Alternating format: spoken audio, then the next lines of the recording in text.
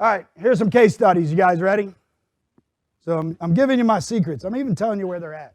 All right, we purchased that in 2006, 146,000 square foot.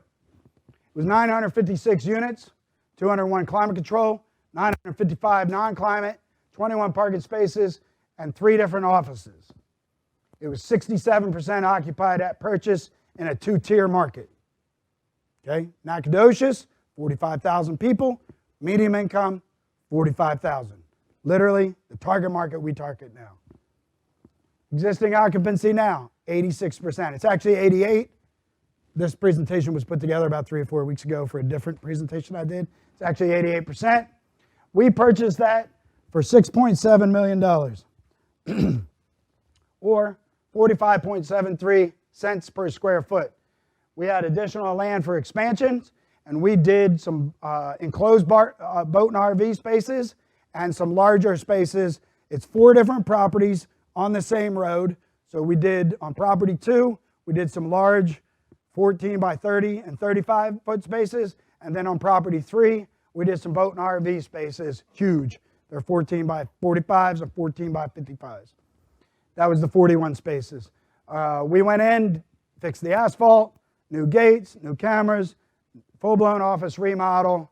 What else did I do? I forget. It's been 4 years. I don't know what I had for lunch yesterday, really. So we did all this different deferred maintenance stuff that they don't do. The mom and pops don't do. Immediate upside of management changes because we added, like I told you, we put a cooler, you know the cool wine coolers that you buy for your house? We put them in the office. And inside of them we put bottled water, all kinds of different exotic sodas and things like that. We put a Keurig on top, and inside the cooler we put fancy creamer, right? And then on the counter, we don't do the Star Mint thing. We do like Reese peanut butter cups and things like that. So we cater to that person that likes to come in and mosey around and take their time. Because when people slow down, they pay more money. It's natural. That's a retail thing that I knew from years ago. Get them to come in your room first. That's what she's for. She gets them in my room. And then we get them to slow down and they spend more money.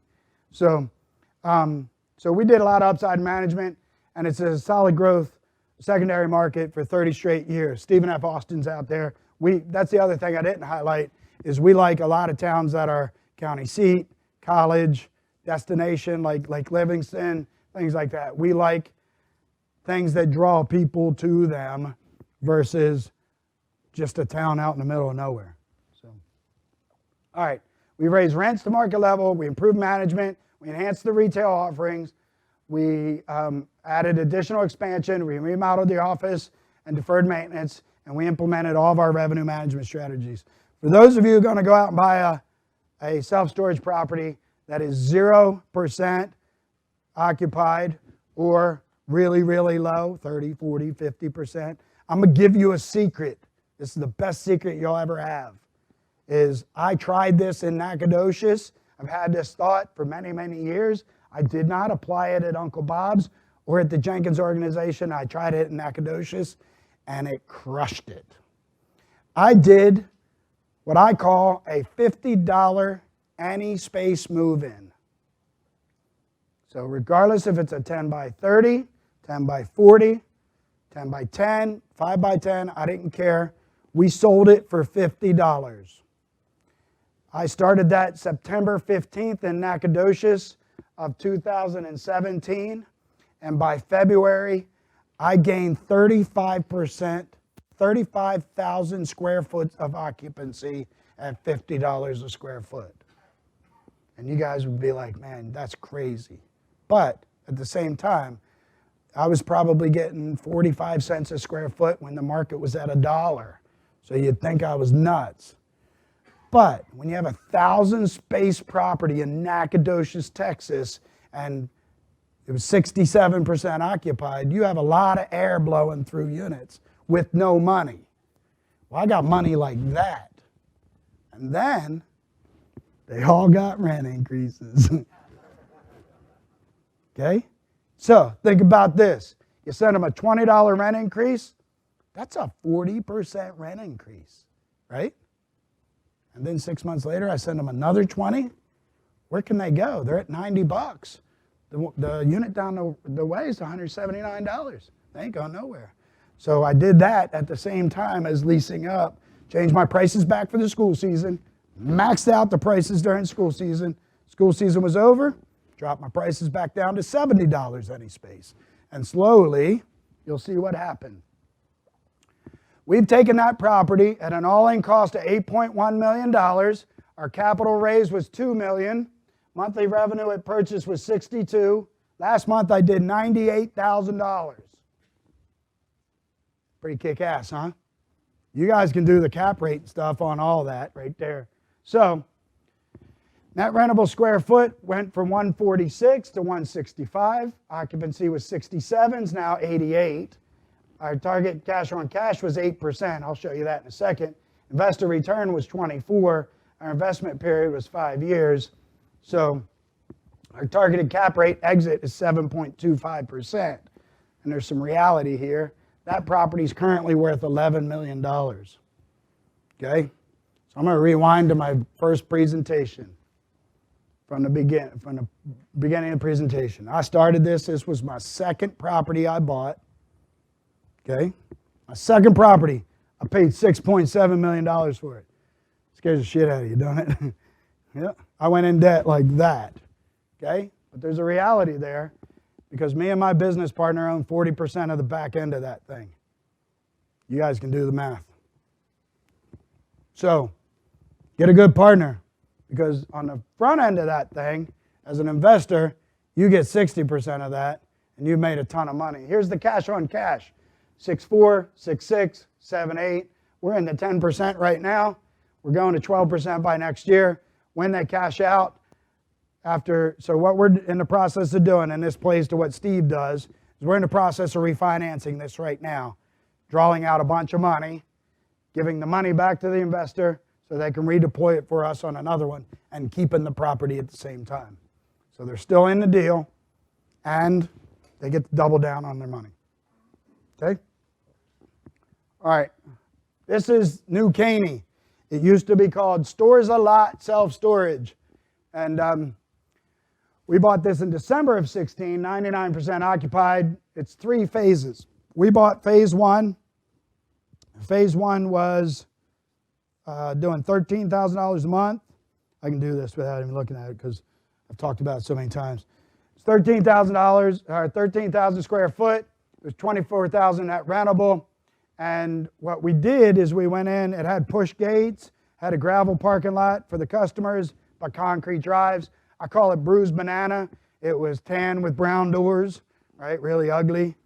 We put in new gate, new camera, new office remodel, new everything, really. I mean, new fence, all of it. Concreted the parking lot at the same time as did a 44,000 square foot expansion. It was 97% occupied. They had like 3 or 4 spaces left to rent the day we bought it. By the time we were done, it took us a year to do the expansion and get it permitted and all that kind of stuff. By the time we were done, the existing property was doing $25,000 a month during construction.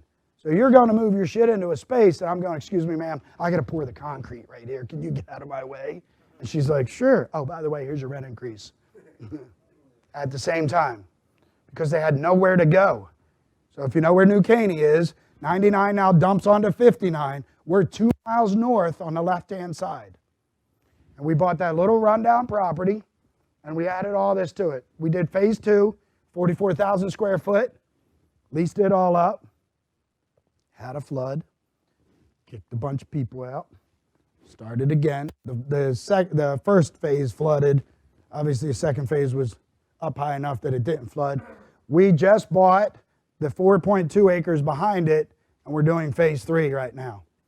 So it had a 1% vacancy, and you guys know there's a new Walmart there. Right in front of Walmart, they just opened a Starbucks. I just drove by there on Sunday going to Arkansas, and new Starbucks, new Chili's, all that stuff. The whole Miracle Mile's right there, and we're like a mile up the road. So good growth area. So existing occupancy then was 99. We paid $1.9 million for it, and that included the land. That's what it looked like when we bought it. And I told her I'm such a knucklehead because I did not put, can I get on the internet on this thing or no? Yes? Good. That's what it looks like now. Can you guys see that? Touchscreen? No. Oh, it takes me to my website. So that's what it looks like now. That's what it looked like before. Put a whole new facade on it, everything. This is what the office looks like now. The office used to have deer heads in it, that 1970 brown paneling, had showcases that had mountain lions and all kinds of shit in it. And so I didn't get any of the taxidermy stuff. He took that with him, but I got a cool property. We gutted the walls, put all new drywall, tile, everything like that. So that's what it looks like now. It's night and day. This is the expansion that we put in. So just as you can see, totally different than what it used to be. But now look who we cater to. So that's the people we cater to now. So I already covered all that. So same things. We went in, revenue management, new merchandise, added mandatory insurance, $19 admin fee, all that kind of stuff that all the big guys do. Rebranding, I got to go back to that because if I don't point that out. This is called Caney Creek Self-Storage. The other one was Nacogdoches Self-Storage. That is not our brand anymore. Our brand is Storage Plus. So we do Storage Plus of Katy, Storage Plus of Old Katy, Storage Plus of Katy Kingsland. We did these first, and these are some of our first properties we bought. And we decided not to spend investor money of $20,000 and $25,000 just to change the name. But there's this girl by the name of Christina Alvino that bugged the shit out of me to get a brand because we were getting so big. That's her name. So we created a brand, and that was her brainstorm. She came up with the name. She came up with the design, the lock, all that stuff. So we did that right at the time that we had already named this. So if you look at the lock on this, it's the same lock that we used on everything else because right after that, we started naming stuff Storage Plus. So everything on our website, if you go to mystorageplus.com, you'll see all of our stores. And that's her brain trust right there. All right, this is some of the numbers. For a $100,000 example, year one was 7, 2, 1. Everybody's like, wait a minute, that's going the wrong way, ain't it? You know why it's going the wrong way? It's because we took bigger loans to do all the expansions, expansion 2, and so on. So the cash on cash was different. We gave a pref on this one and share in the back end. By next year, you'll be at 12.95%. And we'll have, I'm going to say we'll have like $5.5 million into this deal, and it'll probably be worth $10.5 million when it's all said and done. And the investors take 60% of that number. Not bad? Okay. Thank you. At least one person clapped.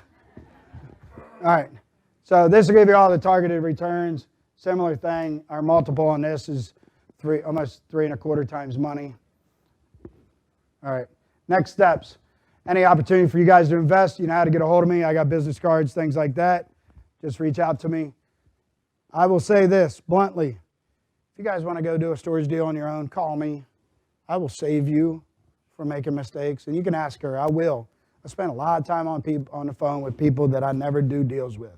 And I will help you any possible way I can.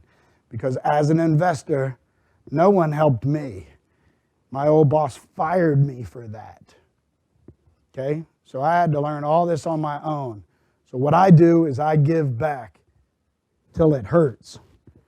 Literally. Okay?